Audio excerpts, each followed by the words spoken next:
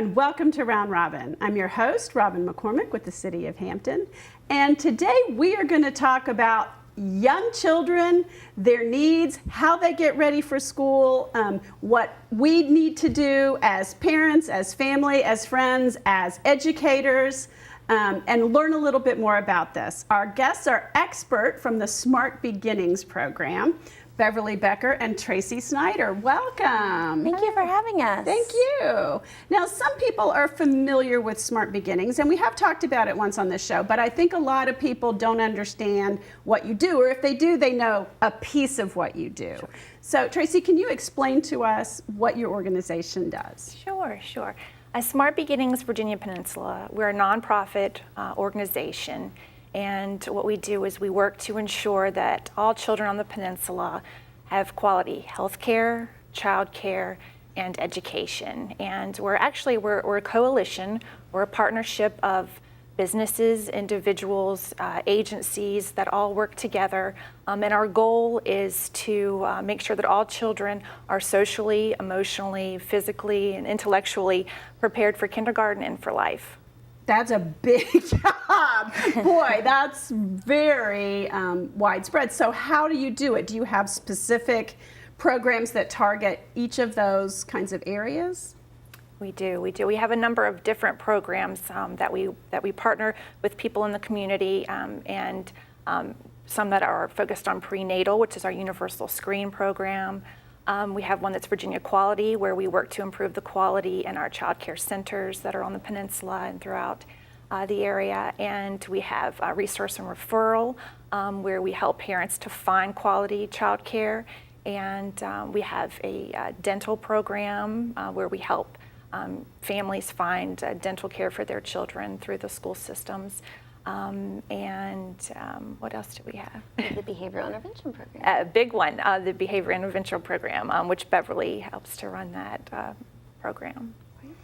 So I know there are specific needs of young children, and that you're filling in some of the gaps or helping to coordinate for some of those medical gaps, dental gaps, but in terms of getting a child ready for school, those first 5 years of child development, education are really critical. And we don't think of it as education, we might think of it as child care, but what do parents or caregivers need to do? How do you get the development going in the right direction? How do you know if they're ready for starting kindergarten? Well, actually, that's a wonderful question. Our executive director, one of his missions while he's worked with us over the past several years was to figure out what is development. Interestingly enough, he came from the business community and he had very little education background when it came to early care and education.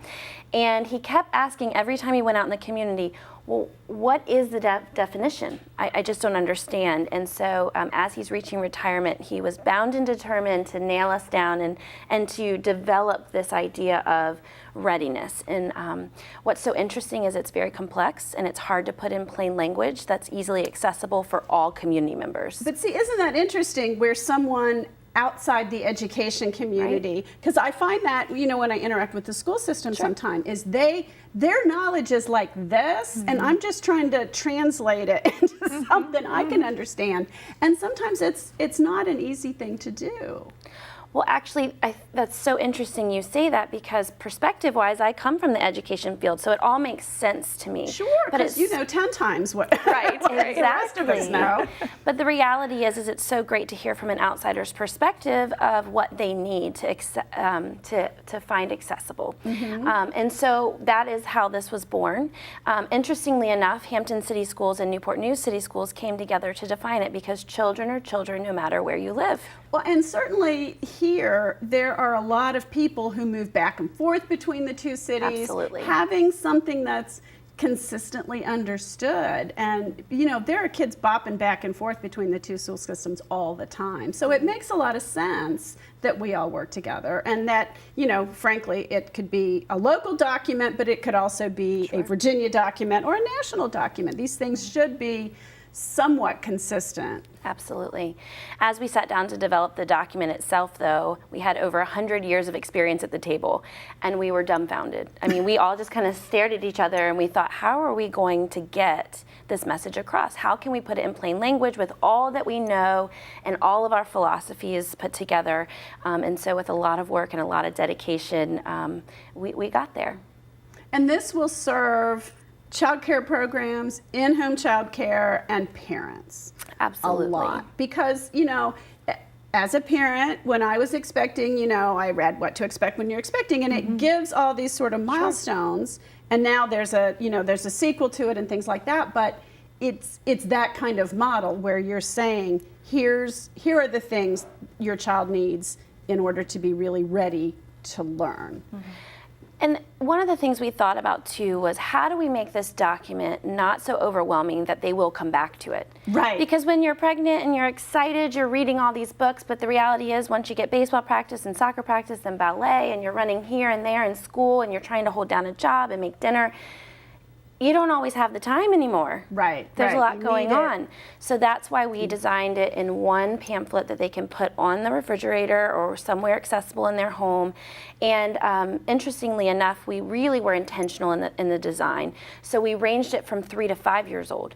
Because the reality is, on your 5th birthday, you don't just magically wake up and have these skill sets, right? They're developed over time. And we want to honor children. Children should be allowed to develop those when they're ready. Yes.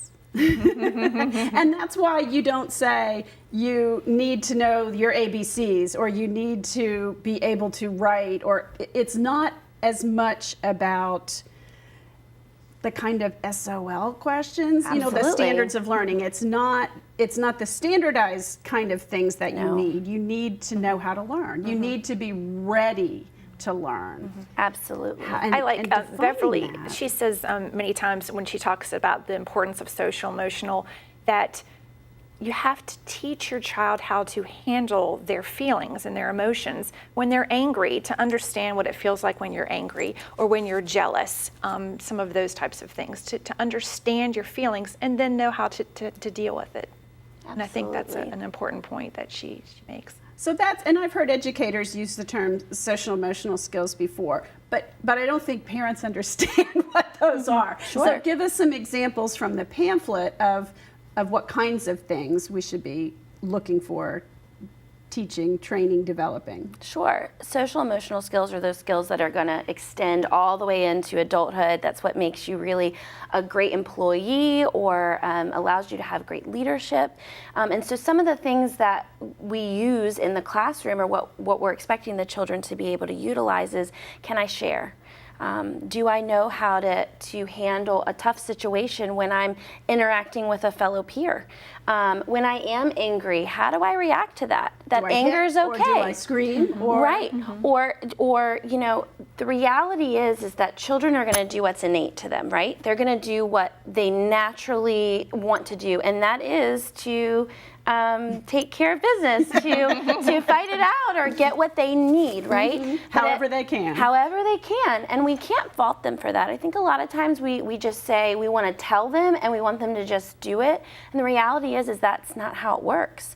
That we have to get down on their level and we have to say being angry is okay. You know, validate their feelings. You get angry, I get angry. All of those things are okay, and they propel us to do big things in life, right? But we have to harness them in the right direction, and we have to get down side by side with children and teach them how to manage these big emotions and how to use them to their benefit in the classroom. That's a big job. It is an exhausting job. And it scares me a little because being a mom myself, I know the reality of the pressure. It's hard. There's a lot going on in our world. It's easy to give them a tablet or to do TV, and I'm trying to cook dinner and we've got to go here and there. And there's a lot of things as a parent I have to manage.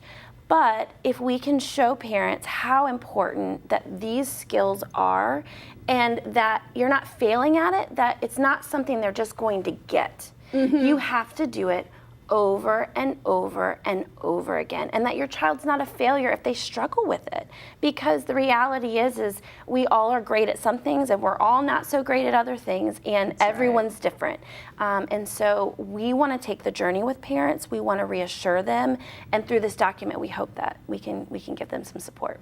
That's really exciting, because Sure. I think, of all the jobs we have in life, we have a lot of training for many of them. I was trained at school to do certain things. I was trained on the job to do certain things. I was never really so good at being trained to be a parent. I mean, I guess whatever Right. I absorbed from my mom, and I did Sure. join some parenting groups, and it was really helpful because there isn't as much a program. I mean, the city of Hampton does offer a lot, and I do want to Absolutely. say the Healthy Families programs are wonderful. And then, what you guys do. So give us some other examples. What kinds of things should we be looking for, should we be working with our children on? Sure. So two of the areas, well, let's talk a little bit about the design. So Okay. first of all, the 3 to 5 range, we want to make sure we highlight that, as I did before, because it's very important that we honor kids where they're at. Then we put social emotional first. And we did that intentionally because that is incredibly important. If children can't regulate, then they cannot interact in the classroom in Okay. order to learn. What does regulate mean? So regulate their emotions, regulate what is happening to them, whether they're like over the top excited. I know we talk a lot about being angry or frustrated because a lot of times behaviors come out in that, like hitting or biting, things of that nature that are frustrating. But sometimes kids can be a little too excited as well, and we have to be able to regulate, right? Right. Learn So how to calm sit down. still, calm themselves down, be able to listen. Absolutely. Another thing that they need to do is they need to learn how to use their muscles. Just like we have muscles in our body that we train to do things, children have to have the muscle structure in order to use the tools of the classroom when they get there, such as a pencil grip. People don't realize that play is everything for children. That is their learning. That is their tool. So when I play with Play-Doh, yes, it makes a mess, and I don't like when it gets near carpet and all the things. Think about Play-Doh. It is making them utilize their hands when they're using tools to cut and roll. They're using all of these muscular skills that they have to develop in order to use the tools of the classroom in kindergarten. So play is very important for those muscular skills. And the gross motor, the larger motor skills, getting them on playgrounds, getting them to do different things, get their balance. I know it sounds really silly, but it's incredibly important to what they do. And then last is the oral language. It's incredibly important that children have language. We should not hold back big words from children. We should use them, and through context, they start to understand and glean those words. Also, one of the things we find is it's easy to use tablets and phones, and we're all busy, but children need that back and forth conversation, that's rich conversation that's really going to develop their oral language skills. And then I'll tell you, at the very end of our document, you will see that there's the academic piece, but it's last for a reason, because those skills will come, but the top 3 skills are what's going to allow them to utilize the tools of the classroom and be successful, and all those academic skills will just flood on in, and they'll come. But they are not the absolute necessary things that children need to come to school with. They can't pick that up in school. I mean, that's kind Absolutely. of what schools are for. But if your child can't sit still, can't listen to a story, can't create that image in their mind because right. they've watched it on TV and it's all been given to yeah, them, absolutely. it makes it much harder. So you guys have that piece, and tell us your website and where we can get it, or if you have print copies somewhere, what's the easiest? Sure. Yes, the document is on our website, and we're also disseminating through doctor's offices, pediatricians. The school systems are making it part of their packets when they have orientation for kindergarten. But we want to get it out into communities, into homeowners associations and neighborhood watch groups and things like that. And I'm going out and speaking with Rotaries and other civic groups and sharing the information there too. So anytime that we can come out and talk to someone, we're happy to do that, to share the importance of early childhood development. But we would really love for parents and others to come and visit our website. It's smartbeginningsvp.org, or to give us a call, because there are many different references for them to check out and ways that we can help them referrals for childcare. And we can help child care centers to improve their quality if they'd like to become part of our Virginia Quality Program. Or if we have expectant mothers that need a lactation consultant or may need some other help, we're more than happy to help through our Universal Screen program. So there are a number of different things they could check out on the website there and tools. So please call us anytime. That's great. And I think that does lead to just thinking about this one piece of school readiness, kindergarten readiness, leads you to think of all those other pieces because, you know, the child has to be healthy enough, has to have all those, you know, basic needs met. And then you get to, well, if both parents are working, you need quality childcare because it's not like you can do all this readiness and teaching and coaching, you know, between 6 and 8 p.m. or whatever time they go to bed and on weekends. So you have to develop an array of tools and resources that help you develop your child. I mean, it's a big job. We can't do it alone. That's right. That's right. One of the messages that we're trying to send to next week, we're actually having our annual Directors Academy for childcare directors and owners and assistant directors or anyone in leadership. And one of the things we're talking about is this kindergarten readiness document. How do you incorporate this?